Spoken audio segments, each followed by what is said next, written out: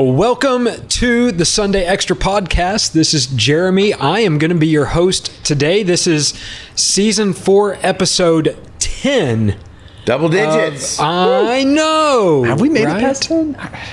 Well, not yet, because today is 10. I mean, I'm like in a prior season. Oh, I don't know. We made it to 10. Great. I'm not the one who keeps track of this. So this last weekend at church, anyway, on Sunday, we had a lot of different events going on. I don't know what was happening out in the real world because most of us were at the building most of the day. But was there anything exciting from this weekend, from this Sunday, from you guys? It was so exciting. We were all speechless for just a brief moment. You go. I think one thing it was exciting. I think we had on the membership side. How many did we have in the membership 10 discovery? people in the membership class. Yeah, exploring membership at Hope Church. It was awesome. That's awesome. Yeah, one of the things I thought I might just mention here for our podcast listeners, and we probably need to do a better job of highlighting this on Sunday, but our path to membership, it's start, discover, commit. And so we have, the first 3 Sundays of the month, we do start here, which is basically like our orientation. How do you get orientation to jobs, to school? You join a new gym, they're going to orient you and say, here's where the locker room is, all that kind of stuff. So that's basically like what it is for Hope. It is orientation for anyone, everyone. It's also the first step in the path to membership. So sometimes there's that whole thing, well, people are like, how do I join? And that's where you start. And then others are like, well, they're not thinking about joining a church, but they still need to be oriented. So there's that tension of like, well, how much do we connect the path? So right now in this moment, episode 10, we're connecting. It's start, discover, commit. So after you finish start here, then you're ready to go to our Discover membership class. And I would even say that it'd be great if you're like, I don't know if I'm ready to join the church yet, but I want to learn more. Yeah. And I want to take another step. And this is where, as I said, this is where we pop open the hood. And we just get into all kinds of things. There's not another place to talk about how we're organized and structured as a church. What are our affiliations? I don't want to give too much of away, but one of the things we talk about is like the leadership structure and authority. And we answer the question, can Pastor Matt just do whatever he wants, whenever he wants? And there's no rules, no nothing. Right. Well, the quick answer is no, I can't. You want to figure out how does that work? Well, you got to come to membership class after you've gone to start here. And then it all wraps up with a conversation that we have. We call it the commit conversation, where we have a chance to sit down with people and get to know them a little better, answer their specific questions. And some of those, Jeremy, we're kind of in the spot right now where you're handing the reins over to Jake. Right. There you go. It's the handoff. Yeah. Don't drop that baton. But, what would you say, like, your record short commit conversation has been as little as X, and then you take as long as you need to, and maybe it's hours, maybe it's multiple conversations, but, it doesn't have to take all day, right? Right, absolutely. And I don't know the record because I usually don't click the timer Stopwatch it. Yeah, but It's like in chess, when they hit the timer each time. Yeah. Yeah, that's way off topic. I've actually started watching some chess online. Hey, so anyway, there you go. But for what it's not that I'm anyway. Shortest one probably somewhere around 12, 15 minutes, and I think a lot of the conversations they land around the 20-minute mark.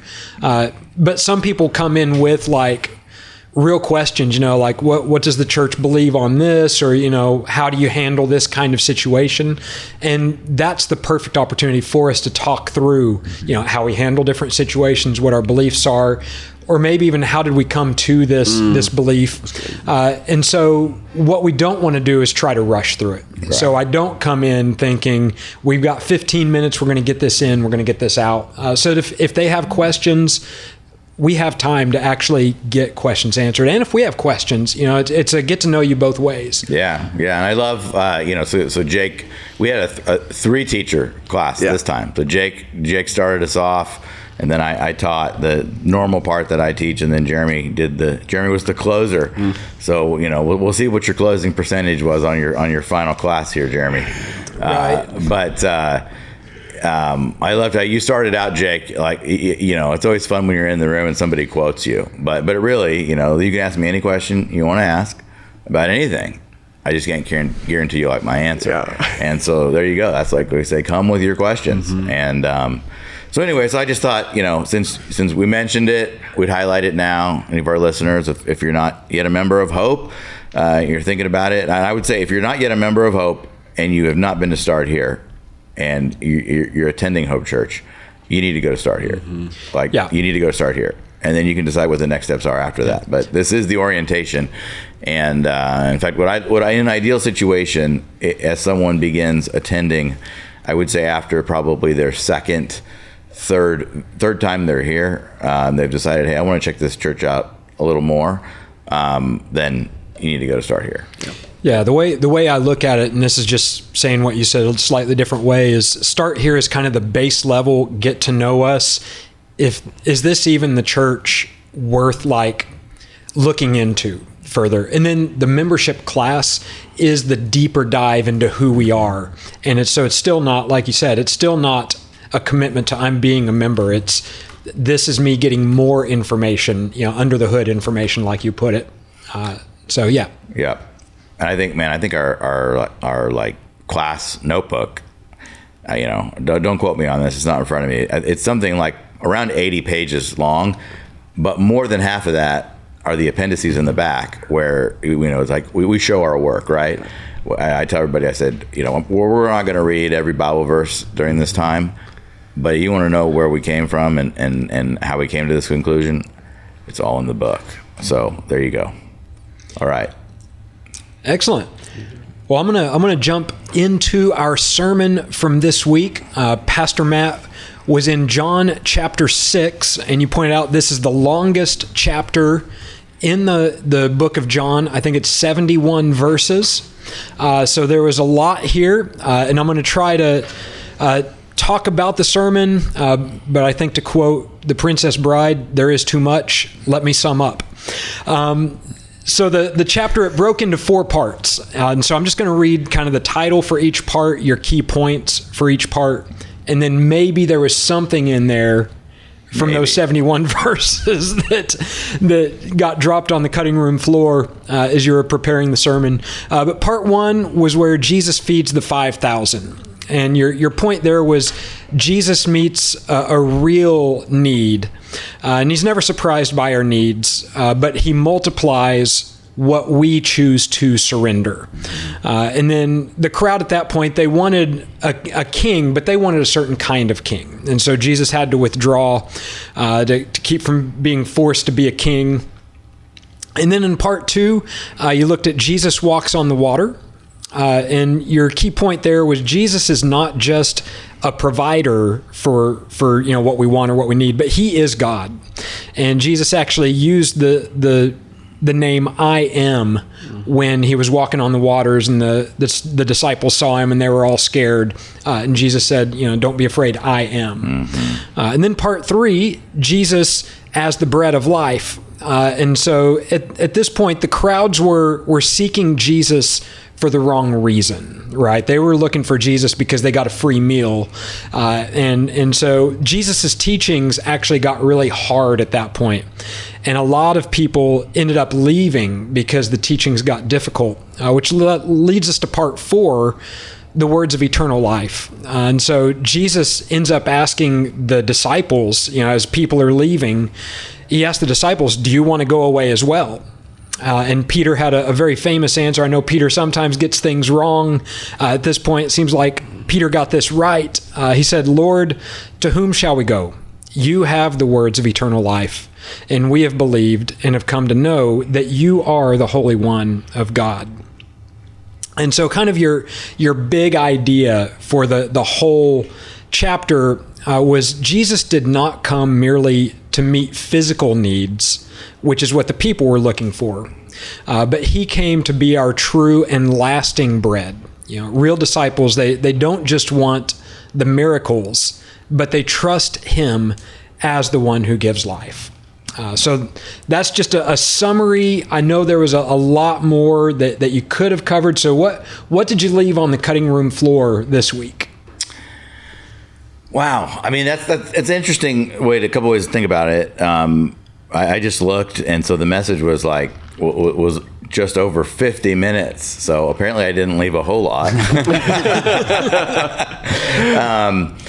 But so I think what I did is I think I said practically everything that I wanted to say that I could say, but without going super deep on it. And so back in the fall when we were doing the series on the 7 I am statements of Jesus, I knew we were going to be doing this series coming up. So in a lot of ways, I took the pressure off myself because I'm like, all right, we're going to spend, I think we spent about eight weeks looking, we did an intro message and then we had 7 I am statements. So we had 8 weeks to cover, a sort of a narrow slice of John. Mm-hmm. And in a lot of ways we've been building up to this, but now we got to the beginning of the I am statement. So we're actually going to, the next couple of weeks in the series, like this coming week on Sunday, we're going to do chapters 7, 8, 9, 10, 11, and 12. All right. So, wow, that's a lot, right? But we covered a good chunk of the events that occur in those chapters back in the I am series. So there were some things where I was trying to take an approach of like, how does chapter 6 fit into the whole context of the book of John in our survey without getting so specific. But man, I managed to be like an inch deep and a mile wide and cover all of those. I think one thing I just want to highlight that statement again. A lot of times people say, well, Jesus never claimed to be God. And I'm like, have you read the Bible? I mean, what's interesting is, in fact, actually, a couple of weeks ago when we talked about the woman at the well, I mean, she's like telling about the Messiah, and he's like, it's me.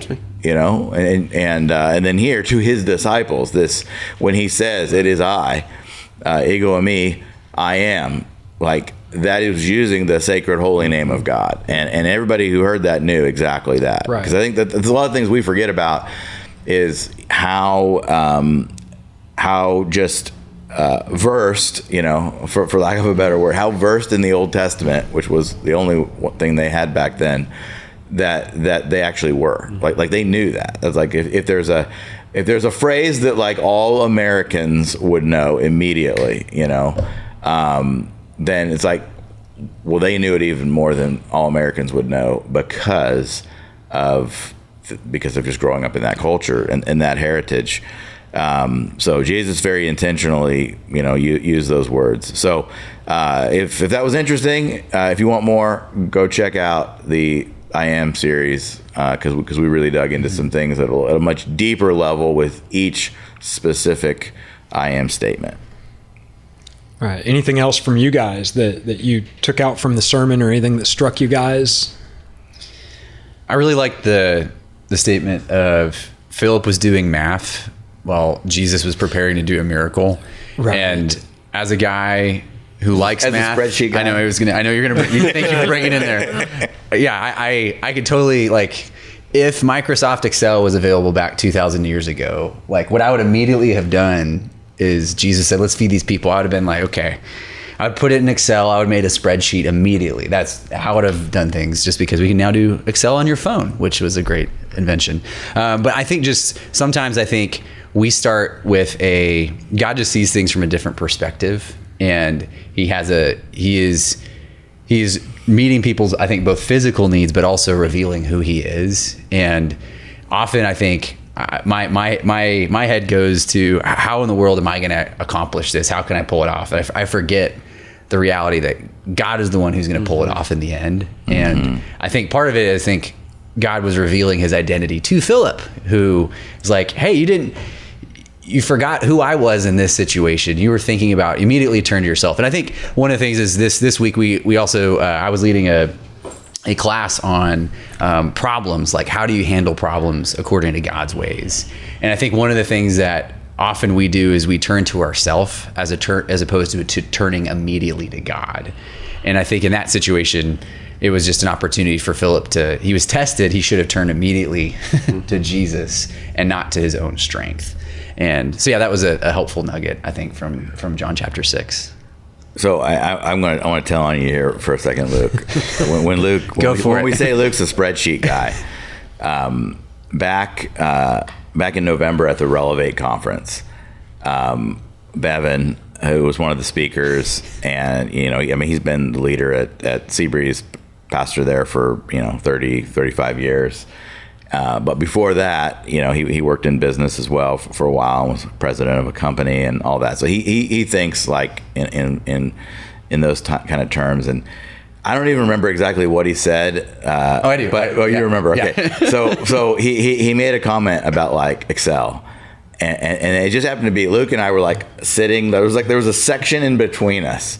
All right, but where I was, I knew Luke was over there. As soon as he says Excel, I look over to Luke, and Luke's like, and I'm like, he did not know how much he spoke to Luke by making that comparison. So that doesn't surprise me that that was like that comment was the one that stood out to you. So that's awesome. I really liked it, really the structure of the sermon and how it kind of hit different parts of this chapter. One of the things that really stood out to me was about the hard teachings and how that turned some people away. And I really think, I enjoyed what you shared about the mark of a true believer, of a mature believer is being able to handle the hard, because life is hard, and it may turn some people away, but we need to have the faith that we might not understand everything about the walk with Christ, but I've seen enough. Like I've seen God be faithful, like you said, every single time. And I have the faith he's going to be faithful again. And that is so hard for consumeristic culture we live in, because we want to see it. We want to see the scientific evidence. Well, is there a randomized controlled trial on this? All right. If not, I'm not trusting God. And do I get a money back guarantee? That's right. These people on Instagram, these influencers, they're telling me to do something different. I got to see it. And really, like you shared, Philip, it's by faith. We have seen enough that we can trust God for the things we cannot see, our next step. And I like how you shared that. I think it probably resonated with a lot of people on Sunday. Excellent. Yeah, and I really appreciate it, and you've already hit on it, of Jesus announcing himself as the I am to the disciples, because I'd actually never heard that when he addressed the disciples there walking on the water that he used that term, ego eimi.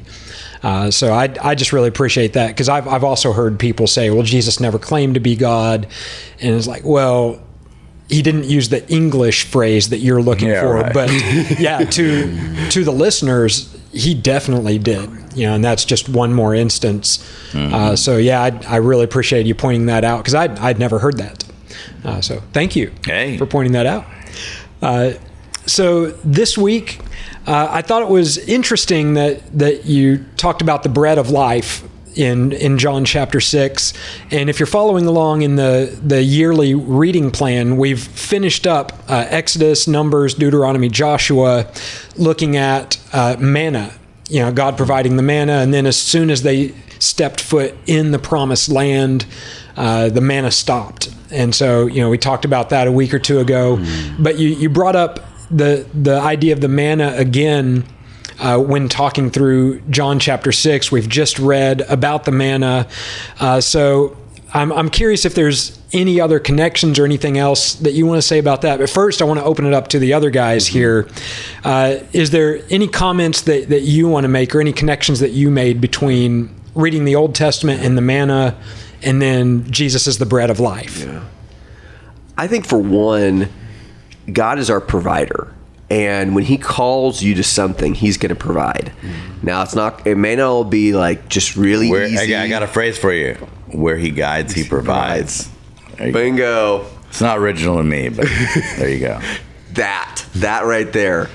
And it doesn't, the Israelites, as you're following along with the reading plan, the Israelites are in the desert.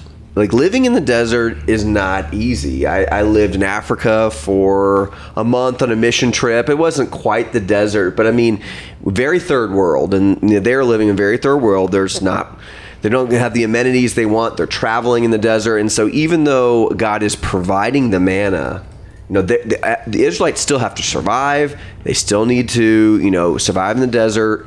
And then when they come into the promised land, boom, the manna stops. Yeah. But God was providing for them, and they called him to this. God provided. I think it's encouragement to us that if God calls us to something, he will provide. Doesn't mean it's going to be easy, but he will provide. I think also just like, I think Jesus throughout the book of John is pointing back. Do you remember what God did in the Old Testament? Well, I'm doing that now.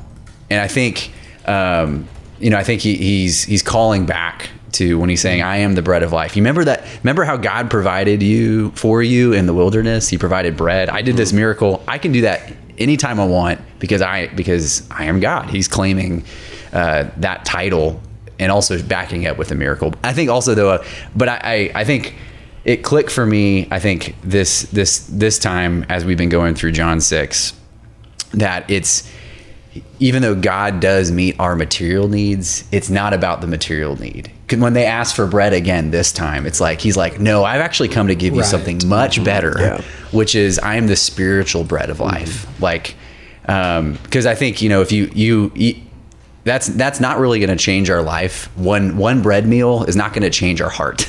Right. And Jesus, in the Old Testament, God provided manna for 40 plus years, but that didn't necessarily change their hearts. But Jesus offers life and heart change through him dying for us ultimately on the cross. Yeah. So Matt, what other connections were you seeing between the Old Testament and then here John 6? Yeah, we talked about a lot of them in the actual message on the bread of life that we did last fall. But I think for me, just kind of zooming out again, especially since this is like, we try to be faithful and hear from God on, putting together the messages in the series and all the things that we're doing. But I think it's a God thing, the way that the reading is lined up with, where the series are and when we're hitting things, so that we're able to kind of see a fuller picture of the story. One of the things I think all people yearn to be a part of something bigger than themselves. Well, as followers of Jesus, we actually are a part of something much bigger than ourselves. And we're a part of a story that God's been writing since, eternity past. And then there was a moment when he created this world and then the world that we live in and he created people and everything. And then there was unfortunately rebellion.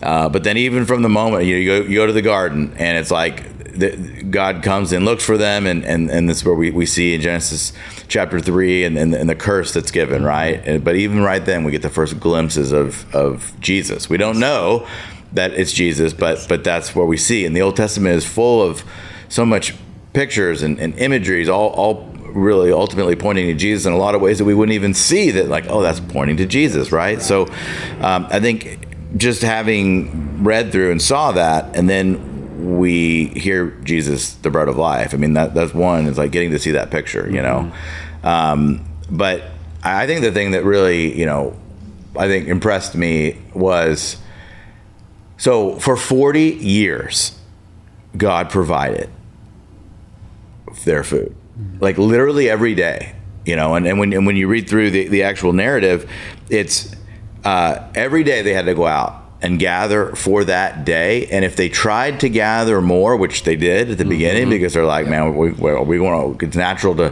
hoard and hold on to. What happened? They woke up the next morning and it was basically, it had rotted. Yeah. Except since they couldn't work on the Sabbath, right, the day before the Sabbath, they could get 2 days worth. Yep. They got enough for today and they gathered up enough for tomorrow. And guess what? They woke up in the morning and it didn't rot, but it was there for them. So, that's like, but 6 days a week they gathered, and every day they were fed for 40 years. You talk about like a testament of God's faithfulness and God's provision every day. And then, when Jesus, when he says we need to feed on him, right? And again, it's not about cannibalism and all of that. which by the way, there was also all kinds of things in the Old Testament which we didn't have time to get into, about like staying away from blood and having to like drain the blood out of an animal, and not, you don't like just start eating a live animal. You gotta kill it. You could drain the blood out, because the blood is the life. And here Jesus is talking about drinking his blood, and they're like, well, wait, the law says this, and you're saying what? So it was just so confusing for them. But he's talking about we got to feed on him daily. And again, I did make this connection, but the importance of why we got to spend time in God's word every single day. Occasionally, it's not enough. I mean, it's just like, do you eat occasionally? No. Well, even if you did eat occasionally, like sometimes you get real busy or whatever happens, you're traveling, your meals get all sort of, especially if you travel internationally, your schedule gets all messed up. What happens? You get irritable, right? Mm-hmm. You get mean, maybe, and hangry, definitely hangry, and so you got to feed on food daily. Well, we got to feed on Jesus daily, which is spending time in His Word. So. So much going on when you understand. Again, this is the more you understand the Old Testament, the more you can understand the New Testament. Mm-hmm. The more you understand the New Testament, the more you can understand the Old Testament. And just that it's one story. It's God's story. Mm-hmm. Yeah, and that's interesting, because once you got into verse 51, that really got into the hard teaching of Jesus, where he does talk about feeding on Jesus, and you explained some of what that meant. But you had to go through that section really, really quickly. So I know there's more there. In fact, in your summary, the why does it matter? What does it mean for me? When you got to that section, you said hard teachings reveal real faith. And so you talked about these hard passages act almost like sieves in our lives. So I wanted to double click on that just a bit more. Give us a quick summary of what you said, but what else was there in that section, and you guys as well, the others around, what did you draw out of that? So Matt, can you help summarize that part? Yeah. So, again, a sieve is something you use to separate things, right? So it's like you can think of like a strainer. You can use it in cooking. You can use it in, like it's a way to look for gold or other precious gems. I showed a couple pictures of how they're used, but they just a quick review of what I said. Hard passages separate people in three different ways. They separate the curiosity from commitment. Mm-hmm. They separate surface belief from genuine faith, and they separate people who want Jesus on their terms versus His terms.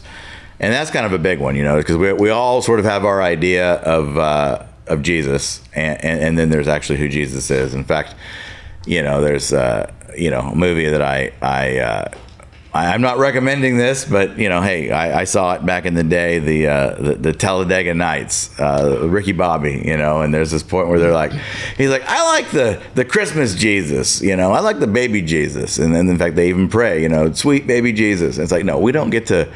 Jesus did come as a baby. He was born. And he grew up, and he's a man. In fact, there's even part that are like, you idiots, he was a man, But people want. But I think what that scene in the movie so like masterfully represented is everybody has their idea of who they want Jesus to be and what they want Jesus to look like. So then I said that the hard passages, they confront repentance, surrender, loyalty to Jesus above anything, anyone else, carrying your cross, loving your enemies. And so that's a quick review. But I think a couple more things I want to say about this is, whenever we talk about hard passages, I think you can take hard passages and look at them sort of in three ways, or there's three types of hard passages. There's like interpretively difficult passages. Scholars debate what they actually mean. Okay. Then there's theological difficulty, where like it raises big doctrinal, questions, right? So, when there's verses about predestination and election, and it's like, well, different people have, interpreted it differently and say it means different things for different doctrines. And, and I think the biggest, challenge there is people say, well, if people are predestined, then why do you even share faith? And there are those that they're like, we're not going to waste our time with evangelism, because those who are elect are going to be, they're going to become followers of Jesus. And if you're not, you're not. And why should we waste our time on that? And my simple answer, we could have a whole nother discussion. We're not going to do that. But my simple answer is, we don't know who's elect and who's not. right? Like the mission that we were given was what? Be a witness and make disciples. Yeah. So it's up to us to be a witness and to share. And it's up to God who's elect and who's not. Yeah. And we share with anyone who will listen. And then guess what? The elect will surrender and the unelect won't. And that's how it works, right? So we get there's our part and there's God's part. So, but then really, and this is the part that most of us struggle with, and they're practically difficult. It's practically difficult. Right, that either Jesus or one of the apostles, they say something that is shocking, like this, like drink my blood and eat my flesh. And they're like, what?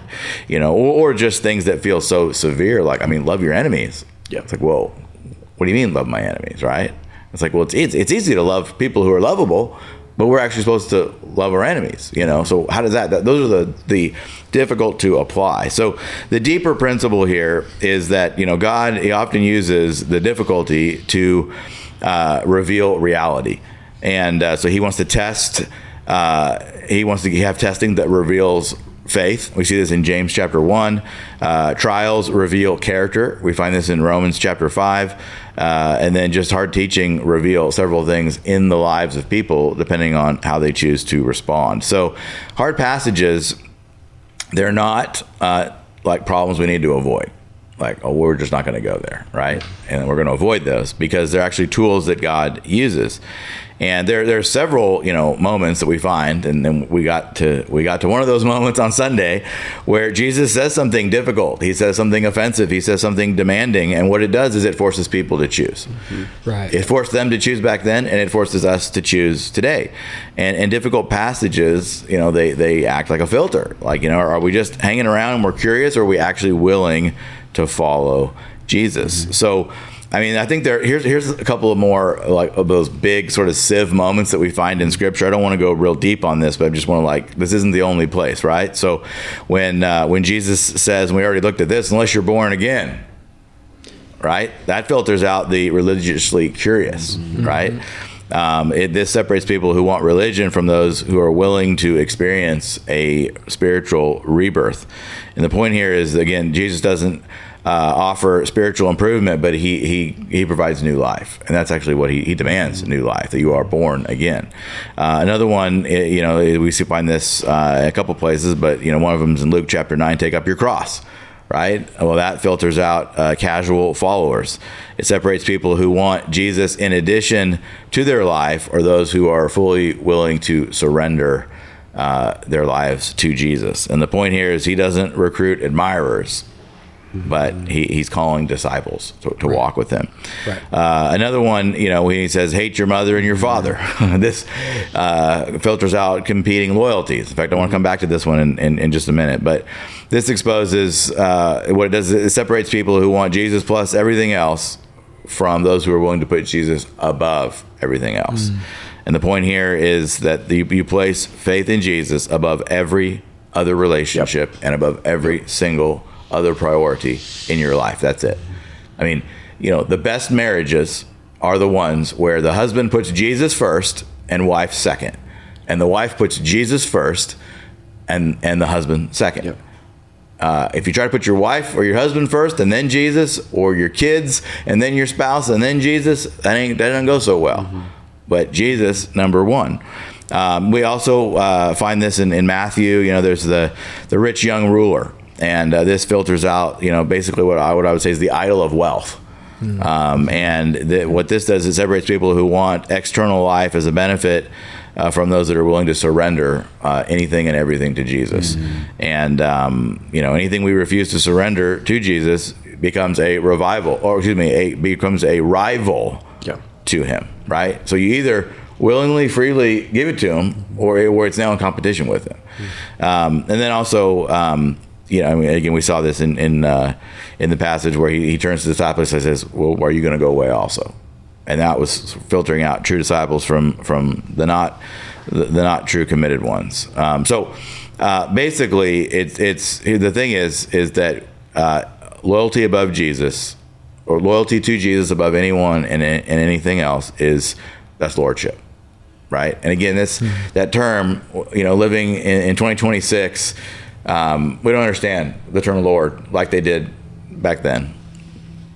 You even think about, in medieval times, they understood Lord a whole lot better than we understand it today. Right. Now, we are all rugged, independent, individualistic Americans.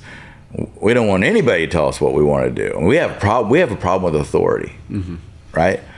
Generally speaking, and we don't like it. If we have it, we're fine. But if anybody else has it, we don't like it. And so I just want to I guess this is triple clicking on this one for a minute, or push to really. So when we look in the New Testament, it doesn't present Jesus as one loyalty among many. Mm-hmm. Right. That's good. He is Lord. He is King.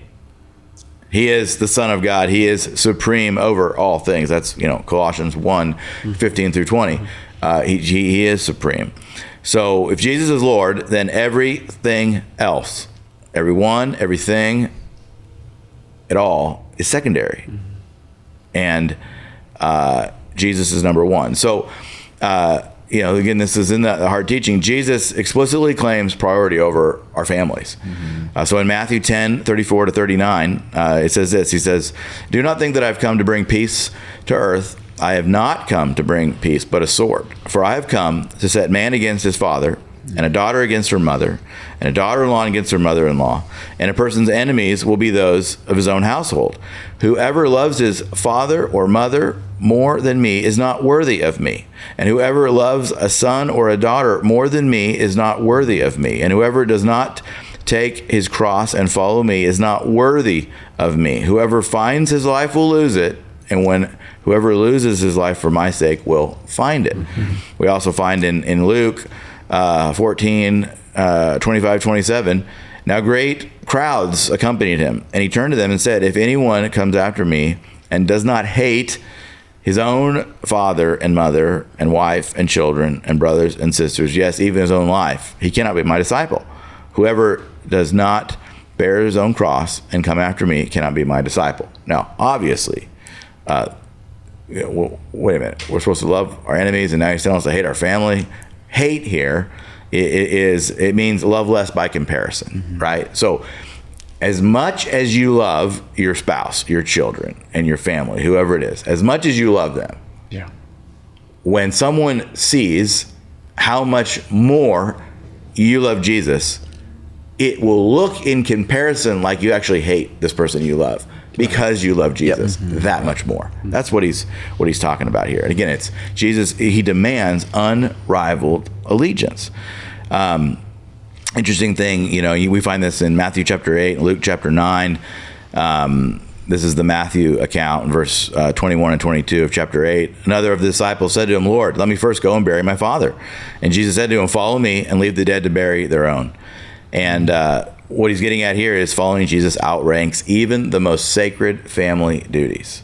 Wow. That's hard. That's a hard teaching, right? Hard. Yeah. Yes. But that's true. And in fact, obedience to God creates a new primary family. And we find this, there's several places, but let's look at Mark 3:31 to 35. And his mother and his brothers came, and they were standing outside, and they sent to him and called to him. And the crowd was sitting around him, and they said to him, "Your mother and your brothers are outside seeking you." And Jesus answered them, "Who are my mother and my brothers?" And looking about those who sat around, he said, "Here are my mother and my brothers. For whoever does the will of God is my brother and my sister and my mother." And so what Jesus is doing right here is he's redefining family around obedience to God, not just biology. Right? It's your family when you're a Christ follower. It's not just the people you share DNA with, you share blood with, that you might look like, but it's in obedience to God. So that's why Christians also often call you brother and sister, right? So in a sense, the four of us around the table, and Brian's hiding over there off camera today, but the five of us have an aspect and a component of family that we share that is tighter and more permanent than those in our lives that we share DNA with. Yep. So I mean, that's a hard teaching, right? Yeah. The cost of discipleship includes relational loss. You know, it's a reality. We find this in Luke. This is from Luke 18:28-30. And Peter said, "See, we have left our homes and followed you." And he said to them, truly, I say to you, truly, I say to you, there is no one who has left house or wife or brothers or parents or children for the sake of the kingdom who will not receive many times more in this time and in the coming of the eternal life. And so basically what he's saying here is like, you know, leaving your family for the sake of Jesus is to be an assumed part of discipleship. And for some, that doesn't always happen. I mean, you guys are biological brothers. Yep. You are kingdom brothers. Yep. And that's awesome. But you know what? In the case that you do have to, you know, lose family relationships in extreme cases, God is going to honor that decision. Christ followers, they're to love Jesus more than anything else, right? So we see this, again, a lot of places. Philippians 3, 7 and 8. This is Paul. He says, but whatever gain I had, you know, and he had a lot, right? And if we look at the verses before that, I count it as loss for the sake of Christ. Indeed, I count everything as a loss because of the surpassing worth of knowing Christ Jesus my Lord. For his sake I have suffered the loss of all things and count them as what? Rubbish, in order that I might gain Christ. And then again, Colossians 1:18. He is the head of the body, the church. He is the beginning, the firstborn from the dead, and that in everything he might be preeminent. And so, you know, again, like just the reality is sometimes faithfulness to Jesus looks like disloyalty to other people. Right. Even family members. And it's not because you're trying to be difficult. It's not because you don't love them, but it's because obedience to Christ occasionally puts us on a different path. You know, and in fact, that's why Jesus warned. That's why he did those teachings.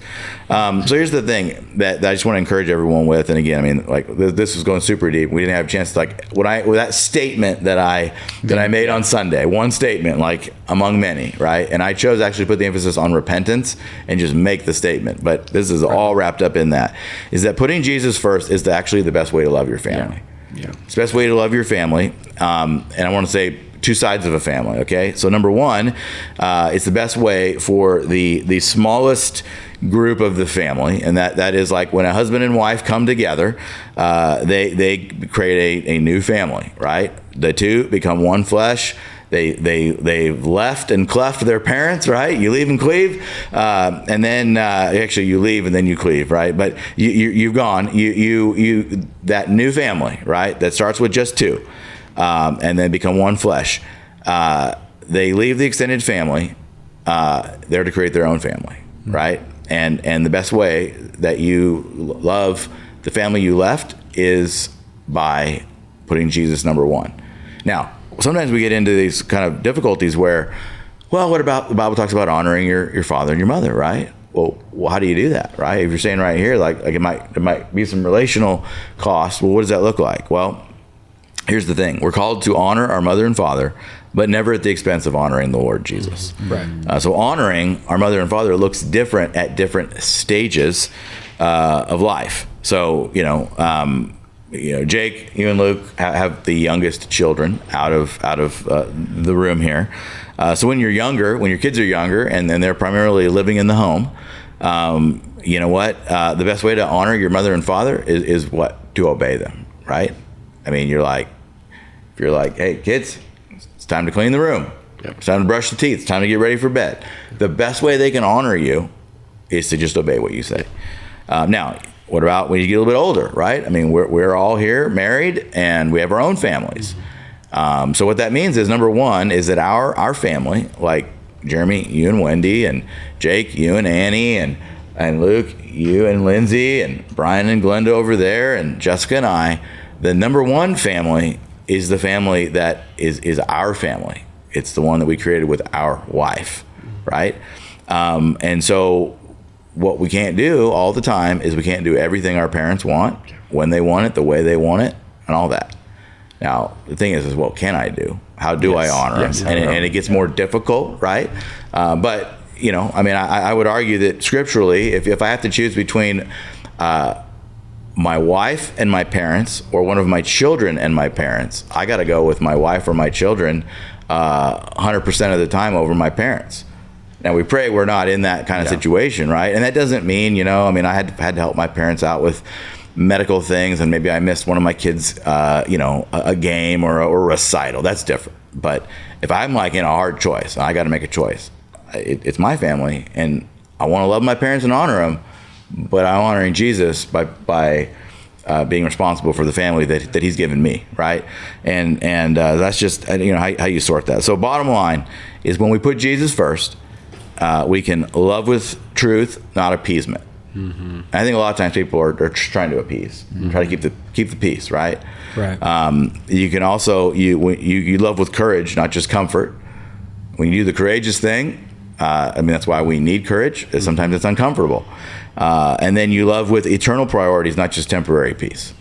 So, again, there's a lot wrapped up in that one statement. But I hope this is helpful, because we're all of us are in different places, different things, and this is where, whatever your situation is, when you get into one of these hard things of like, man, my wife and kids need this, and my parents need this, you really need to pray for wisdom, right? And the goal is, I need to honor my mother and my father. But what does it mean to honor them? And it may not be to do anything and everything they want when they want it the way they want it. But what can I do is the question you need to kind of follow up with. Right. And that's really good to hear, a really good reminder, because it's so counterculture to our society today. Yeah. But I want to kind of switch gears and really land this plane. All right. This may be a little bit shorter podcast than normal, but Brian's not here. He doesn't have a microphone, so we can do whatever we want. So he is pushing the buttons, though. Yes. Yeah. He just turned off your mic. He did. Yeah. Turned off the camera, Jeremy. You can He's see like, you're done. You can see everybody but me now. That's okay. But if you're following along in the yearly reading, as of the recording today, Monday, March 9th, we are now into the book of Judges, first 5 chapters. So just real briefly, any thoughts, any suggestions as we enter into the book of Judges, Matt? Yeah, I think just one thing I want to say, today's reading on Monday, when we record this, was Judges 1 through 5. So when this comes out, people will, be through chapter 12 if you're keeping up with the reading. But for me, one of the saddest verses in the entire Bible is Judges 2:10, and it's the second part of verse 10. So it says, "And there arose another generation after them who did not know the Lord or the work that He had done for Israel." And to me, the reason it's sad is because it didn't have to be that way. What that means is the generation ahead of the generation that's being referred to here, another generation, it means they didn't do their job. It means they weren't doing what God commanded them to do in Deuteronomy, right? And we see this very clearly, Deuteronomy, the clearest passage. It's all over Deuteronomy, but we got the Shema, when it talks about, hear the Lord God is one, and then how do you love God, and then you teach to your children, and you just make it a normal part of life, right? It's in the flow. Yes. We teach our kids about God and His ways in the flow of life. It's not just about like, oh, we're going to sit down and do this. We might sit down and read the Bible together, but we are talking about God and His ways just naturally throughout the entire day. So this verse is to me the saddest verse in the whole Bible, and what I'm committed to, and I want to just invite everyone else, be committed. Do not let this be said about the generation that comes after us. So, I don't care how old you are if you're listening. If you're in your 80s and you're listening, you got less time, but don't let this be said about the generation behind you. If you're listening to this and you're in the HSM, don't let this be said about the generation after you. Mm-hmm. Like, if every generation does its part, then the generation behind will know God and know His ways. And then the generation behind and the one behind. So this is a great warning, sad verse. And Judges really, is really the story of what happens when God's people are not faithful. And so this is one of those, like, learn not from what I did, but don't do what I did. You know what I mean? Yeah. That's a way to kind of think about judges. Learn from their mistakes. Excellent. Well, thank you, Matt. This actually is wrapping up episode 10 of season 4 of the Hope Church Sunday Extra podcast. I want to just remind our listeners, depending on when you're hearing this, Easter is only about 3 weeks away. We're going to have 2 services Sunday morning. We'll have the Easter egg hunts. Invite your friends. We're going to have breakfast here. We're also going to have the Saturday afternoon service without the Easter egg hunt. But definitely this is the Sunday to invite your friends, invite people who don't normally come to church. But we hope to see you at Hope Church soon. And next week in the service, we'll be moving on to John chapter 7 through 12. Interesting to see where we go with that. But we'll catch you next week wherever you watch or listen to the Sunday Extra podcast. Well, welcome back to the Sunday Extra podcast. What? We're back. We want to just cover a little bit more of what's going to be happening at Hope Church on Easter Sunday, because this is such a big Sunday. This is kind of the one Sunday or maybe 2 Sundays a year where people will sometimes come to church who don't normally come to church. This is just a really big invite Sunday. So I wanted to take just a few minutes for Pastor Luke and Pastor Jake to talk about what's happening on Easter Sunday. So Luke, tell us about the kids, the Easter egg hunts, what's coming on Easter Sunday. Yeah, I'm really excited. We for the kids, we'll have 2 Easter egg hunts. And by Easter egg hunt, these are big Easter egg hunts. We have an entire lawn on the west part of our property and pointing behind us. I think that's where the west is, right here. And basically, we have several thousand eggs that we'll have laid out. It's a really massive lawn, and so we're really excited to put that on and welcome any family who wants to come and participate on Sunday with us during Easter. Also, we have been doing different lessons in our kids ministry. We're going to be wrapping up and landing with our last lesson on the good news, and it happens to be on Easter. We kind of planned it that way. We were kind of building with to let those who come, let their kids hear the best message ever, the greatest news ever, which is the gospel of Jesus, that he came, died, and he rose again. So I think it's just a great opportunity for families to invite their friends. If your kids have friends, that's a great opportunity to invite as well. That's what we'll have on Sunday morning. Excellent. And Jake, can you tell us a little bit about inviting, maybe suggestions how to invite people? Yeah. What you got? Yeah. So this time of the year around Easter, and you think about Christmas Eve, so those 2 categories. Easter is more, people are thinking about what they're going to do for Easter. And some people may make plans the week of, the day before, but honestly, I don't know if you guys have experienced this, but often people make plans like at least 2 weeks in advance. So this might not be for everyone, but if you're thinking about inviting someone for Easter, don't wait till the last week is just some general advice.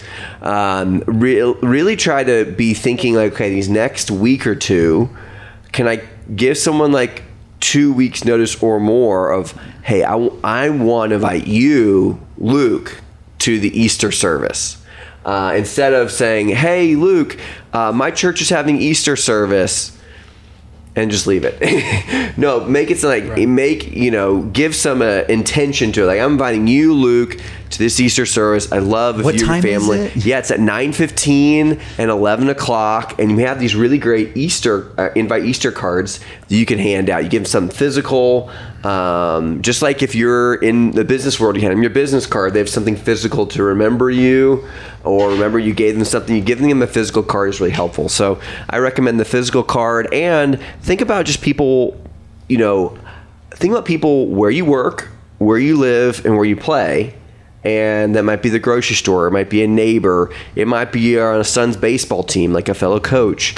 But think about those opportunities and pray. Pray before you invite, that God would open their heart and move them to come. Because there is a little bit more the spiritual things, like people are kind of thinking about Easter and they know it's more of a spiritual time, and some people might call it like a spiritually charged time of the calendar, where they're thinking about Easter, they're thinking about doing something with their family. So let's take advantage of it.